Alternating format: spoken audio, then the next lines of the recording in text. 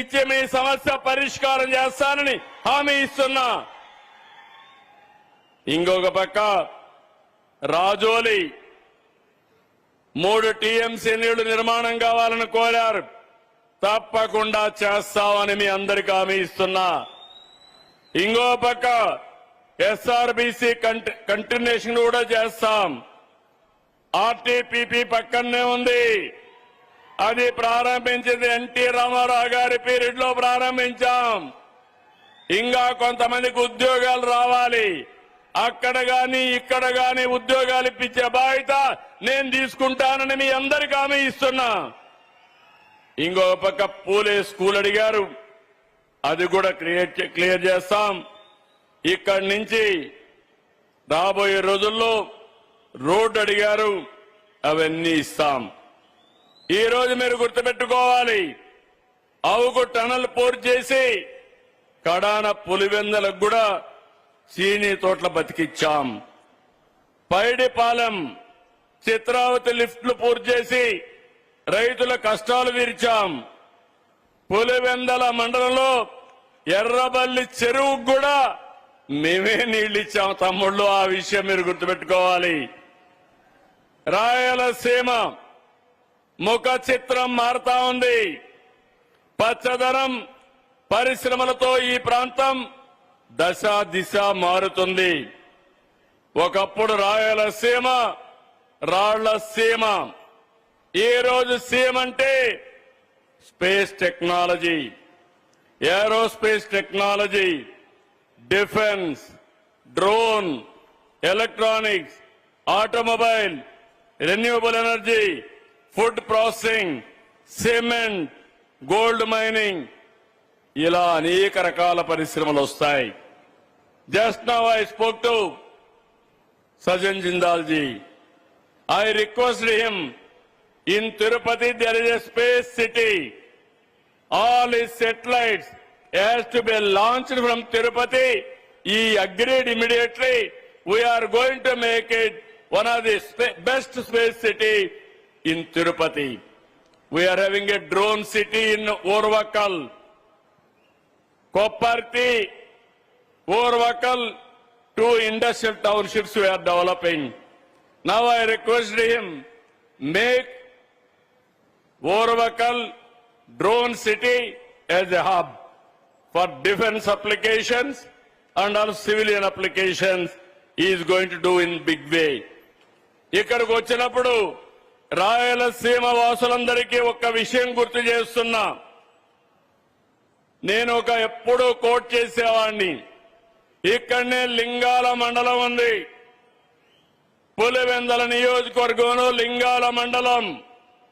ఈ లింగాల మండలం చూస్తే 24-25 తలసరి ఆదాయం 7,26,931 రూపాయలు.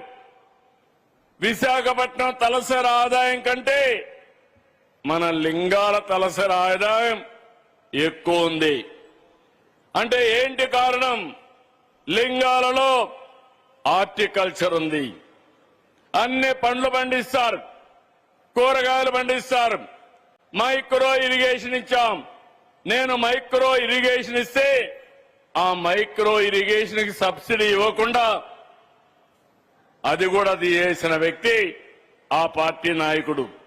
ఈ రోజు మళ్ళా రాయలసీమ వాసులందరికీ చెప్తున్నాను, ఆగస్టు 15 లోపల 1,00,000 కోట్లతో ప్రపంచానికి ఒక ఆదర్శంగా ఉండేట్టుగా గ్లోబల్ హార్టికల్చర్ హబ్ కి ఇక్కడే ఫౌండేషన్ వేస్తాం.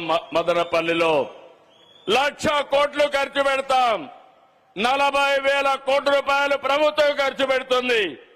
60,000 కోట్ల రూపాయలు ప్రైవేటు పెట్టుబడులు వస్తాయి. ఇప్పుడు దేశంలో హార్టికల్చర్ లో నెంబర్ 1 గా ఉన్నాం. భవిష్యత్తులో ప్రపంచానికి నెంబర్ 1 గా రాయలసీమను తయారు చేసే బాధ్యత నేను తీసుకుంటా. లింగాల ఒక మోడల్ మాత్రం. ఇలాంటిదంతా కూడా రాష్ట్రం అంతా రావాలి, రాయలసీమ అంతా కూడా రావాలి. మన ఆదాయం పెరగాలి, మన జీవన ప్రమాణాలు పెరగాలి, దానికి క్లారిటీతో మీ అందరి ముందుకు వస్తామని చెప్పి కూడా నేను మీకు తెలియజేస్తున్నా. రాయలసీమ ఆధ్యాత్మిక కేంద్రం, పర్యాటక కేంద్రంగా కూడా తయారు చేస్తాం. గండికోట ఇక్కడే ఉంది. బ్రహ్మాండమైన టూరిజాన్ని అభివృద్ధి చేసే అవకాశం వస్తుంది. అమెరికాలో గ్రాండ్ కెనాన్ ఉంటే దాన్ని మరిపించే విధంగా భారతదేశంలో సుందరమైన గ్రాండ్ కెనాన్ మన గండికోట అని చెప్పి కూడా నేను మీకు తెలియజేస్తున్నా.